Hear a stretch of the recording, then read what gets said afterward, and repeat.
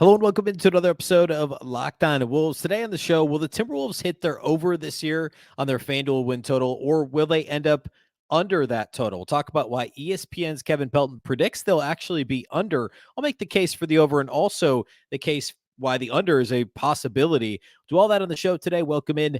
You are Locked On Wolves.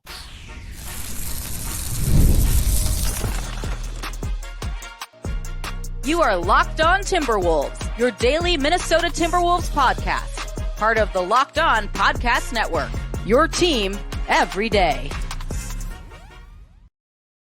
Hello and welcome to the Locked On Wolves podcast, part of the Locked On Podcast Network, your team every day. My name is Ben Beecken. I'm the host of Locked On Wolves. Today's episode is sponsored by Gametime. Download the Gametime app, create an account, and use the code LOCKEDONNBA for $20 off your first purchase. Happy Tuesday, everybody. Today we are only a week away from the first day of training camp, and now just 11 days away from the first preseason game. Today I want to focus on the Timberwolves win total on FanDuel. I want to make the case for the under and the case for the over.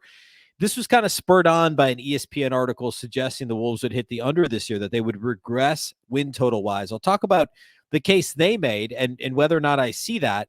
And also, what's the case for this team being better this season than what they were last year? After all, the roster's pretty similar. So what's the most likely scenario here? Would I take the over or the under if I had to place a bet on the 52.5 at FanDuel?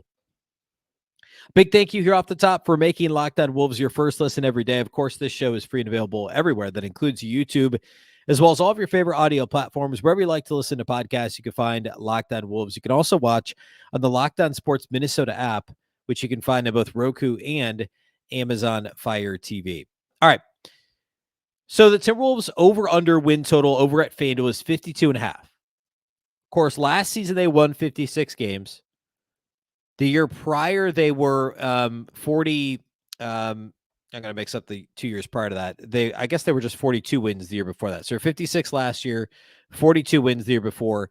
The first full year under Chris Finch, they were 46 wins. That's when they were the 6th seed and lost to Memphis in the first round. So they went 46. They trade for Rudy. They have the cat injury. They win 42. Last year, they jump up to 56.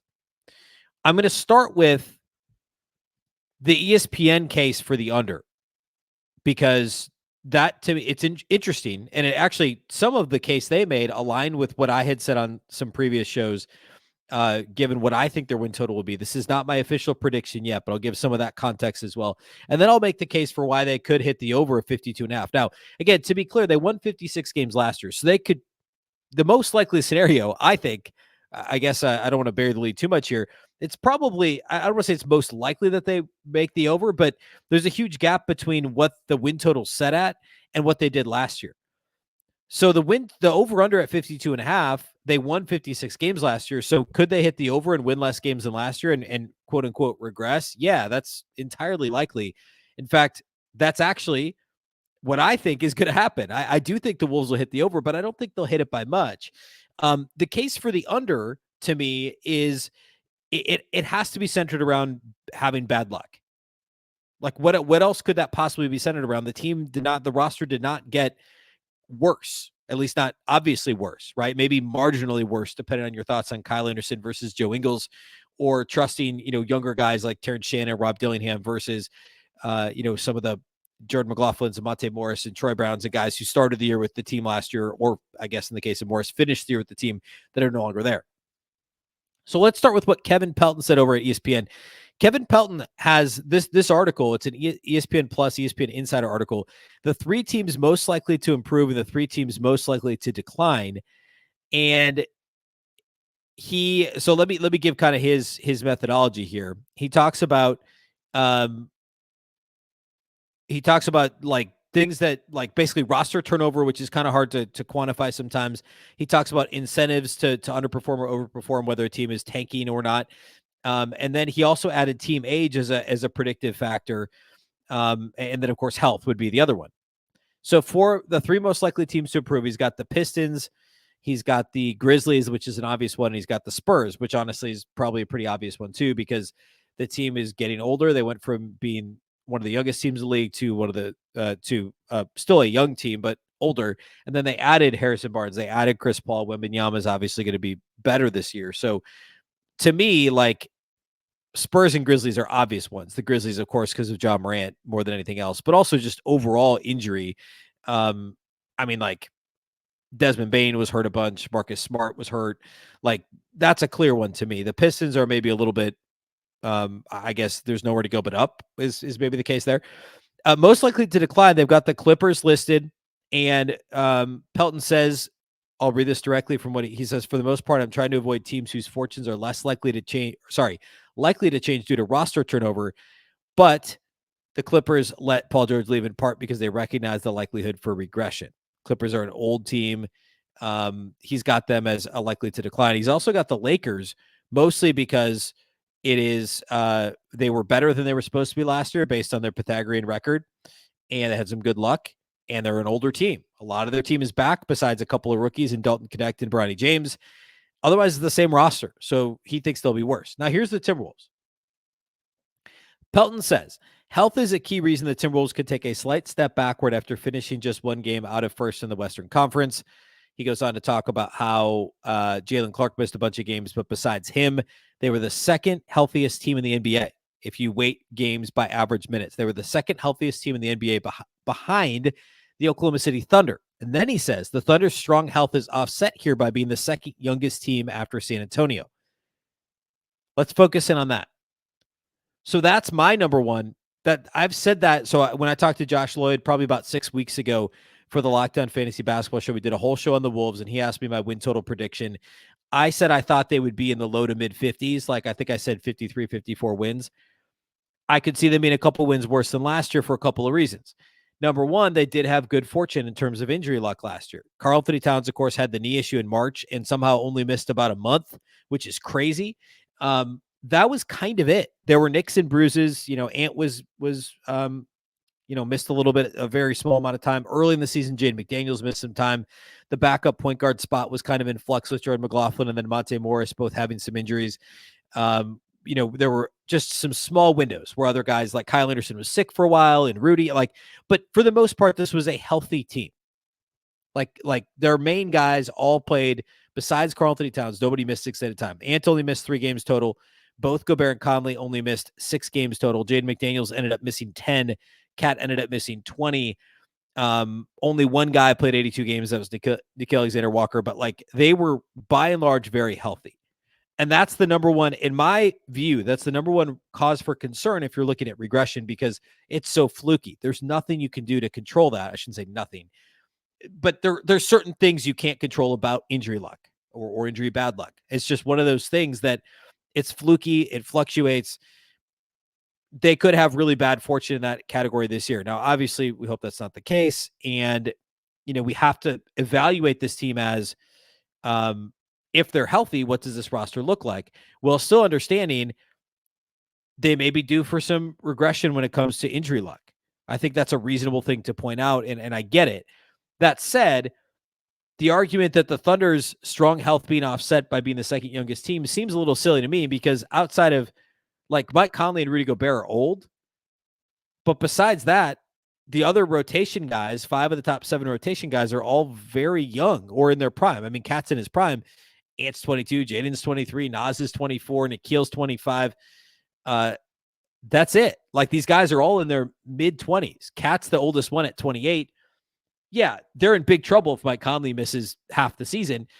That would be a real reason for concern. But Rudy has never, knock on wood, had these long spells of injury. Conley's been fairly durable, especially given his age. So it seems silly to me to say yeah, they're both lucky, but the Thunder are probably going to continue to be luckier because their average age is younger. I think that throws it off a bit. He makes a couple of other points in making the case for the under.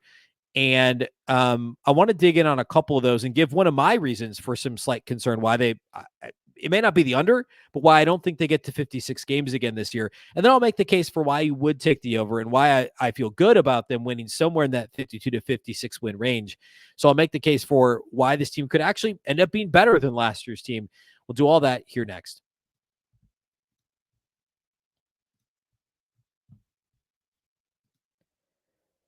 Today's episode of Locked On Wolves is brought to us by our title sponsors over at Gametime. Gametime has a new feature called Gametime Picks that makes getting tickets for your favorite live events even easier. Gametime Picks filters out the fluff to show you only incredible deals on great seats so you don't have to waste time searching through thousands of tickets. No matter what kind of event you like to go to, Gametime is the place to get your tickets. It could be really anything. It could be sports, obviously, of course, concerts, comedy, theater. My wife and I, anytime we travel, we try to go to one of the above. We try to see different, obviously, sporting venues, but also concert venues. And we like to see Broadway shows when possible, whatever city we're in, like all that, all the above, any sort of entertainment. If you're going to get tickets, Gametime is the place to do it. They've got lots of great features. You can toggle the all-in pricing feature on that will show you their total up front with no surprise fees at checkout. You can also get a panoramic view from your seat in the app before you buy with their seat views. And the lowest price guarantee means that Gametime will credit you 110% of the difference if you think you find a better price somewhere else. Take the guesswork out of buying tickets with Gametime. Download the Gametime app, create an account, and use the code LOCKEDONNBA for $20 off your first purchase. Terms apply. Again, create an account, redeem the code LOCKEDONNBA. That's LOCKEDON NBA for $20 off. Download Gametime today. What time is it? Gametime.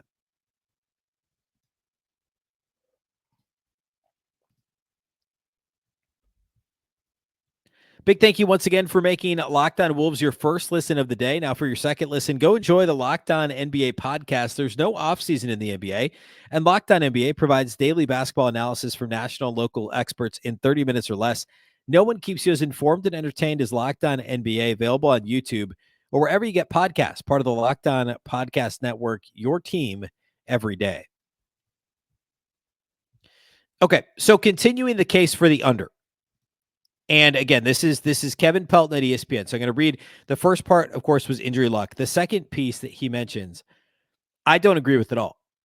He says, I'll read what he says first. He says, quote, beyond that, Minnesota might not be as fortunate in terms of opponent three-point shooting. Teams made just 35% of their threes against the Timberwolves, seventh lowest in the NBA, after hitting 37%, seventh highest into the 22-23 season, which he points out was Rudy Gobert's first season in the Twin Cities. So let's stop there. To me, that's cherry picking something that I don't believe is as random as a lot of people do. And again, I like Kevin Pelton. I think he does a great job. I think this is cherry picked to just find another reason to pick a team that might be worse than what they were last year. Is there some luck involved in opponent three-point shooting? Yeah, there is. I think a better way to look at this would be to drill down into percentage of opponent shots that are wide open from outside the arc, and what's the shooting percentage on those. And for a while last year, the Wolves, that number was pretty fortunate, but I'm pretty sure that ended around league average there. Like, teams were not generating open three-pointers against the Wolves. So that's a big part of it. Because if you force the defense to, force the offense to take the shots you want them to take, that's the whole point of defense. You have to give something up. It's the NBA. You're not turning the ball over or blocking a shot on every possession. The opponent's going to get a shot off. You want them to shoot the shots that you want them to take, which is you're trying to funnel them to mid-range shots would be ideal. Challenging Rudy Gobert at the rim is not a bad option, or contested three-pointers. And contested three-pointers are going to be hit at a lower rate than wide-open three-pointers. So if you reduce the number of open threes and you contest any threes that are taken, and overall you try and reduce the number of three-point attempts, you're going to be in a much better place. And I'm not going to go super deep into the weeds on this. And this is maybe a topic, another preseason topic we can get to in the next couple of weeks here. But before every playoff series last year, I evaluated, like, what type of shots does this team's offensive unit get to, and where's their success? Like, what's the frequency and accuracy of these different shots? And on the flip side, what is the defense trying to give up? The Timberwolves did a really good job at defending the three-point line last year. And it's the types of threes they allowed, and then the ability to contest, to X out, to close out on guys in the perimeter, to make sure that there's a hand in the face of opponents shooting three-pointers. And I think the Timberwolves deserve credit for that. Now, does that mean it'll still be, 35%? Not necessarily. Like, there is some luck involved, right? We could go back and look at how many good shooters missed games. Like, there's so many other factors over the course of a long season that play into it. But you could also argue that 2 years ago, maybe it was a little bit, on the same token, maybe it was a little bit fluky that opponents shot seventh best against the Timberwolves from outside the arc, right? Like, Nickeil Alexander-Walker, obviously having him for a full season, having Mike Conley for a full season, both of those things helped quite a bit. Anthony Edwards locked in even more helps quite a bit. So I don't see that being a major departure. I think if you wanted to worry about one other factor, it's not actually specific to the Timberwolves. It's more specific to the Western Conference. And Kevin Pelton alludes to this in his final two sentences about the Wolves. But this was my last point on this part of it. Pelton says only OKC is a better win total in the West than Minnesota, like predicted to have a higher win total based on the FanDuel line. So the Timberwolves should still end up near the top of the conference, but don't be surprised if that comes with a weaker record than they had last season. So if we want to talk about conference strength and therefore strength of schedule, I think that's totally fair. The West is going to beat up on each other. That's just how this thing works. The Western Conference is really, really good. Like you look at this at the standings, there's only one team that you'd expect to be bad, and that's Portland. San Antonio is going to be better. Houston improved as the year went on. Utah is going to be kind of a middling team. Those would probably be your bottom four teams in some capacity, right? Like I don't know. Just looking at where they finished last. I mean, like Memphis is obviously going to be much better. Golden State and the Lakers are probably right around or slightly above the 500 mark. You could say the same thing, mid 40s win totals, probably Sacramento. This is going to be tough. Like there were three teams that had 56 or more wins last year. And then there were 1, 2, 3, 4, 5, 6, 7 teams between 46 and 51 wins. So I still think the most likely scenario is the Wolves are actually worse than the 56 wins they got last year because the injury luck thing, because the West is really tough. I think they're going to find more rest for Mike Conley because he clearly broke down a bit in the playoffs, maybe to a lesser extent Rudy, who also played this summer. Could those guys find more rest days on back-to-backs? I think that's likely. I think between that, injury luck, the West being tougher, if I had to pick an over-under on the Timberwolves, 52.5, I would still take the over, a slight over. I think they're like sitting here right now, 54 wins feels good to me. 53 wins, maybe. I think it's a mid 50s win total, and I think it's still second, third, or fourth in the Western Conference. I really do. Now, last year in the East, Boston had 64 wins. The Knicks had 50. There's a 14-win gap there. The West had 3 teams at 56 or 57 wins, and then a 5-win gap, and then 7 teams lumped within 5 wins. So it's not going to look the same every year. My guess is the winner of the West wins around 55 games, and there's 2-3 other teams that are between 50 and 55, and there's a jumble of teams in the mid to high 40s because the West is going to be that difficult. And I'm betting, like, again, like sitting here right now, third week of September, I would say OKC should be the favorites to win the West, and I would put Minnesota and Dallas in that second tier, and I'd put Denver just a half tier behind them. And that's kind of how I think the top of the Western Conference shakes out when it's all said and done. But I just don't see, like, if you want to use the health variance and you want to use the West being really tough, that's fine.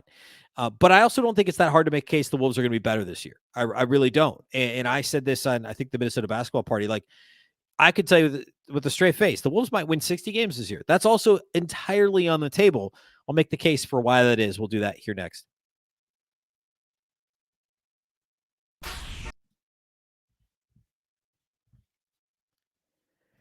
Today's episode of Locked On Wolves is brought to us by our friends over at FanDuel.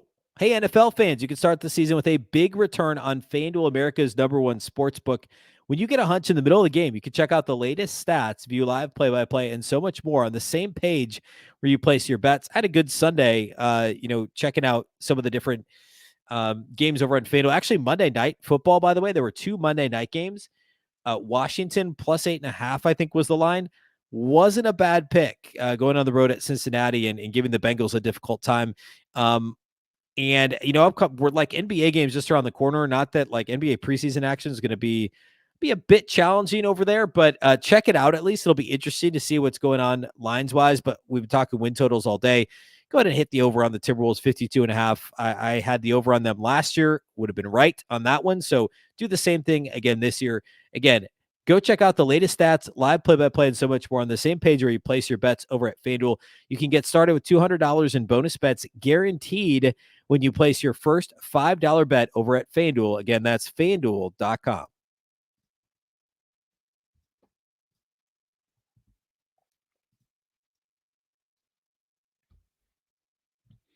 All right. I don't think that the case for the over for the Wolves is all that difficult at all. It's pretty simple. Here we go. The Timberwolves are returning 7 of their top 8 rotation players. The starting 5 plus Reid, the reigning 6th man of the year, and Nickeil Alexander-Walker, who is playing for a free agent contract, which will almost certainly not come from Minnesota. He's making less than $5 million this year. He was on a national stage last year in the playoffs, dominating, shutting down Jamal Murray in that Nuggets series for stretches. Obviously, it closed. It was more of a whimper from him in the conference finals, but like people know who he is now on a national stage. People see him as a 3-and-D guy who's played in big games and can knock down big shots and can lock down perimeter guys of all sizes. He's playing for a contract, okay? That's your top 7 guys. The only other one in your top 8 who's gone is Kyle Anderson, who was one of 2 guys that couldn't knock down threes on this team. Rudy Gobert is the other. He's still on the team. He's still the reigning defensive player of the year, the 4-time defensive player of the year, and he's also, as always, playing with a chip on his shoulder. So you're only replacing Kyle Anderson, You're doing that with Joe Ingles, who is, yes, a little bit older. No, he's not as good defensively, but he is a much, much better shooter, and I think he can provide just as much offensively, hopefully more. Both are turnover prone. Yes, both can run pick and roll. Ingles has way more chemistry with Rudy Gobert than Kyle Anderson ever did. Of course, the famous Kyle Anderson, Rudy Gobert argument in game 82 of each of their first season in Minnesota. Last year, nothing like that, but there was never really like true pick and roll chemistry. Ingles had that with Rudy in Utah. They're reuniting. Joe Ingles is a 40+% 3-point shooter in his sleep. You may slip a little bit defensively, but as we know, the Wolves were the number 1 defense with a bullet last year. The second greatest gap in the last 30 years between the best defense and the second best defense, a historically impressive defense, a generationally good defense for Minnesota last year. So even if there's a little bit of regression there, it can still be the league's best defense, at the very least a top 3 defense. The offense should only improve. Anthony Edwards goes from, now he's a year older, a year wiser, hopefully.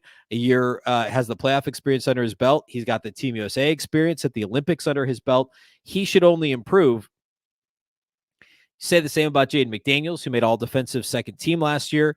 And the offense, again, only gets better because you're adding another shooter in Joe Ingles. And then you get another year of Rudy and Cat playing together. They only played 20-ish games together the first year of Rudy in Minnesota. Last year, they played 60+ together before Cat had the injury in March. But the offense looked better as the season went on. And then you add in higher ceiling offense with Rob Dillingham. Adding Rob Dillingham to the group raises the ceiling of this offense. You can't tell me that having Rob Dillingham as your 9th man does not give you a higher ceiling than when you had Jordan McLaughlin or Shake Milton or Troy Brown Jr. or Monte Morris, all good players in their own right, in their own way, even if they didn't always show it. Some of them didn't always show it in Minnesota in a Timberwolves uniform. But Rob Dillingham's ceiling is infinitely higher, not just because he's 19, but because the dude shot 48% on catch and shoot threes last year at Kentucky. He's a 40+% 3-point shooter in any situation off the dribble. I think he was right, like 39% off the dribble, 48% catch and shoot, over 40% overall. The upside of him as a scorer brings the ceiling of the Timberwolves offense up that much higher. Does the floor of their defense drop with him and Joe Ingles? Maybe slightly, but again, they have margin for error defensively. Offensively, it raises the bar. It raises the likelihood that this team is a plus, a better than middle of the pack, lower middle of the pack offense. They finished 16th in offensive rating last year at cleaning the glass. That number should be higher this year. And go a layer deeper, the 10th, 11th guy is TJ Shannon, Terrence Shannon Jr., the other first-round pick, was a leading candidate for much of last season for the player of the year in college basketball. And he is replacing what basically was the Troy Brown role at the start of last season. He's going to come off the bench and defend, but he's going to be like a bat shot out of hell in transition, dunking on guys, knocking down threes. He's a volume 3-point shooter, but he's got range. He's got athleticism. He's got size to defend. The ceiling of this roster this season is unquestionably higher than the ceiling of last year's roster. Replacing the guys I mentioned, Kyle Anderson, Jordan McLaughlin, I'll lump Shake, Troy Brown, and Monte Morris together because they were never all 3 on the roster at the same time. But those roles that were basically 8 through 11 in the rotation, they're all gone. Joe Ingles replaces Kyle Anderson, Rob Dillingham, TJ Shannon, and probably Josh Minot replace the others. the ceiling of this year's roster is significantly higher. If everything else happens, if they have relative health similar to last year, if Rudy and Cat continue to gel, if Ant goes from, and this is obviously the biggest one, if Ant can go from like superstar to one of the best 5 players in the game, if he goes from the 11th best player in the game or whatever we want to call him, I think he's in that 10 to 14 range, to a legit top 4 or 5 player, this team could win 60 games relatively easy. Not that it's ever easy to win 60 games, but that's not crazy. That's a 4-win improvement to get to 60. The ceiling of the roster is improved at the end of the rotation. The core of the 7 of the top 8 guys is the same. Anthony Edwards is going to improve. Rudy and Cat play together another year. Give Nas another year playing with those 2 bigs, 2 other bigs. You play more of the 3 big lineup with Nas at the 3. That's completely feasible. Not hard to paint a picture for this team being better. It really isn't. And add it all up, and I still come back to, I would take the Wolves over on 52.5. It's a tough thing to win 56 plus games 2 years in a row. It just is. I don't know that I can sit here right now with a straight face and say I truly believe they'll win more than 56 games. I mean, Boston 2 years ago won 57 games. Well, let's do this. 3 years ago, they won 51 games and lost in the finals to the Warriors. That's 21-22. The following year, they won 57 games, lost in the conference finals. Last year, they won 64 games and won the NBA championship. It's possible the Wolves could progress to win 57, 58, 59, 60 games. It's certainly possible. Sitting here right now, I would take the over on 52.5, but I would take the under on last year's win total because of injury luck and the difficulty of the Western Conference. Doesn't mean they won't win the title. I mean, Dallas won. I mean, how many games did Dallas win in the regular season last year? 40. Hang on, I have it right here. The point is, they could win. The Wolves could win 55 games. It's still a worse regular season record than what they did last year and still go to the finals. Dallas won 50 regular season games, so 6 less than Minnesota, 7 less than OKC and Denver, and they went to the finals. So, I would say the Wolves win in the 53-5 game range. That's my range right now. I'll give a final win total projection before opening night. I always wait until the last moment to do that. I want to see how things shake out in training camp. I want to see some of the other teams and get a sense for what some of these rotations could look like. So, all that to say, a fascinating thing and a lot more fun to have this conversation instead of the, will they make the playoffs? Will they get out of the play-in? Like, if they're not a top 4 seed in the West, it's going to be disappointing. There's no 2 ways about it. And yet the Western Conference is as stacked at the top middle levels as I can remember it. It's going to be a really, really fun season. All right. That's all we got for you today here on the show. We are now less than a week away from Media Day next Monday. We are a week away from the first training camp practice, and a week from Friday is the first preseason game, Friday, October 4th. So lots to talk about here over the next week or so. We're going to get into some player previews. We'll do that here over the next few days. A big thank you for making Locked On Wolves your first listen every single day. Of course, this show is free and available everywhere. That includes YouTube as well as all of your favorite audio platforms. Wherever you like to listen to podcasts, you can find Locked On Wolves. You can also watch on the Locked On Sports Minnesota app, on Roku and Amazon Fire TV, and you can follow on X at Locked On T-Wolves and also at Beecken with 2 B's, 2 E's, CKEN. Of course, the Locked On Wolves podcast is part of the Locked On Podcast Network. For your second listen, go check out Locked On NBA, where the local experts keep you updated daily on all the biggest storylines ahead of the season. I was on Locked On NBA yesterday, actually, on Monday's show. I talked with Jackson Gatlin of Locked On Rockets about the potential for NBA expansion, the potential impact on the Timberwolves. So go check that out on Locked On NBA. You can find Locked On NBA on YouTube or wherever you listen to podcasts. Once again, I'm Ben Beecken. This is the Locked On Wolves podcast, and we'll catch you next time.